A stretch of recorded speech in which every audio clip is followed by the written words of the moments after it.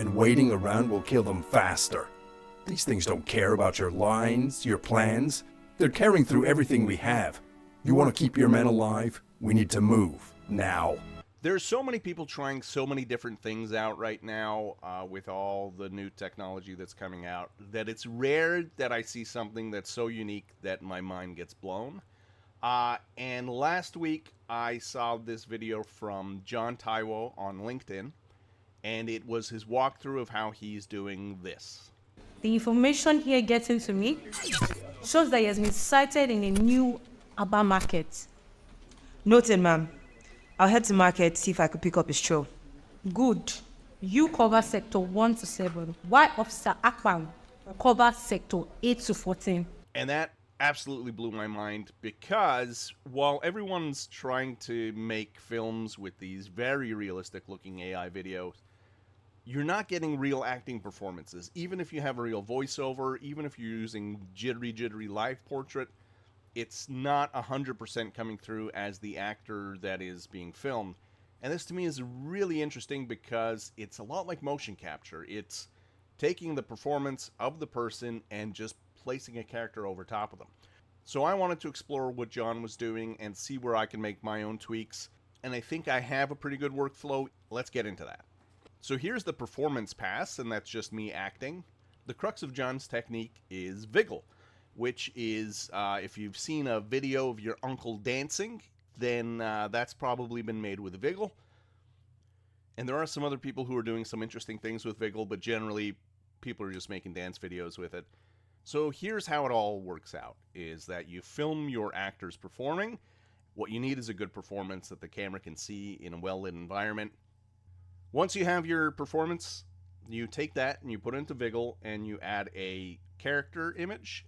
So I suggest using this kind of prompt, and it'll give you a full body image of a person.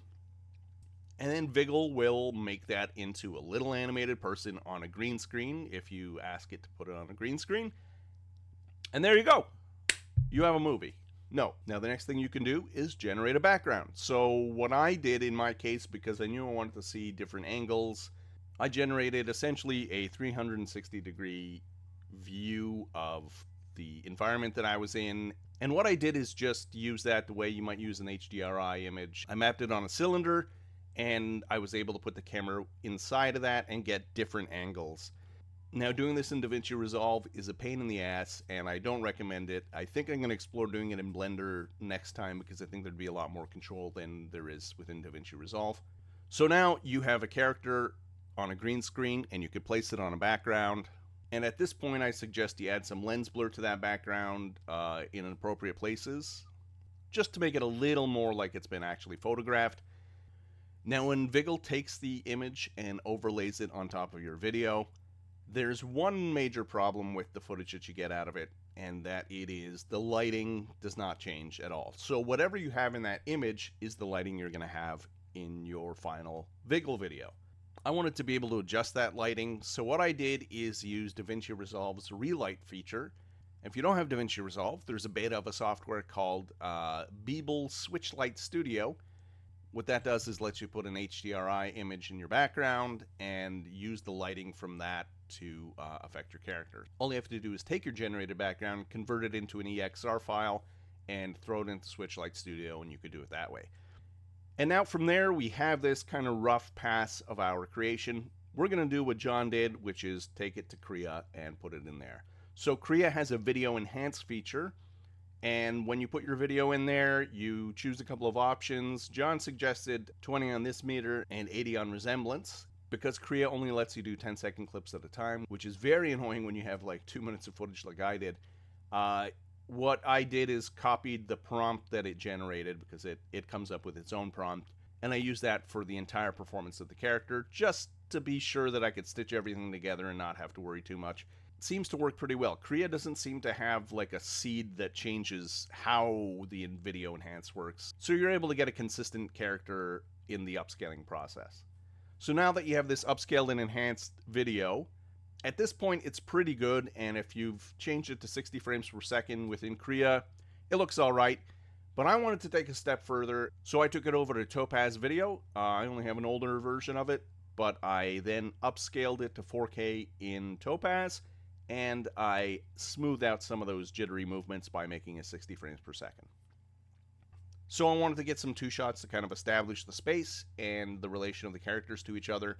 So I filmed myself from about the waist up looking in one direction.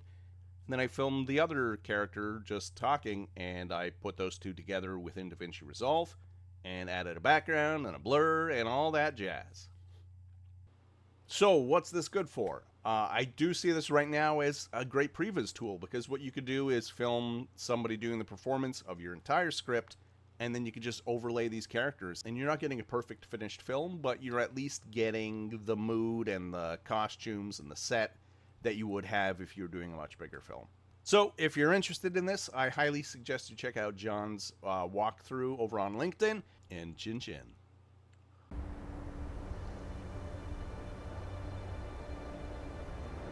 Hell of a view, huh? You can almost forget there's a war going on down there. We do not have time for sightseeing, General.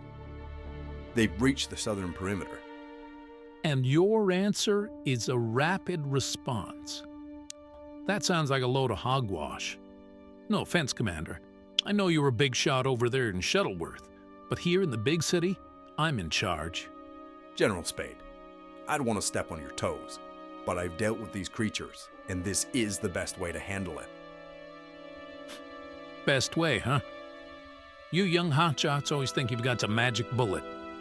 We hold the line, reinforce the defenses. These things, they're not the first enemy I've faced, and they sure as hell won't be the last. This isn't about holding a line. These things don't stop. They spread. Faster than we can react. We need to hit them now, before there's no one left to save. You think this is about pride?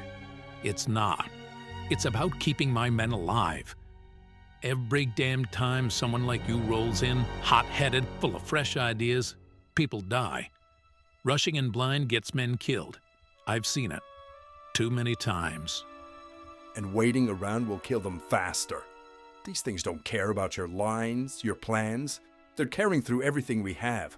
You want to keep your men alive? We need to move. Now. If you hold off, there won't be anyone left to protect.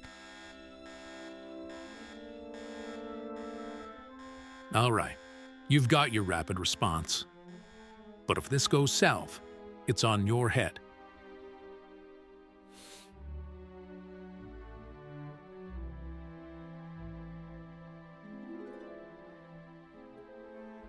Hell of a way to run a war.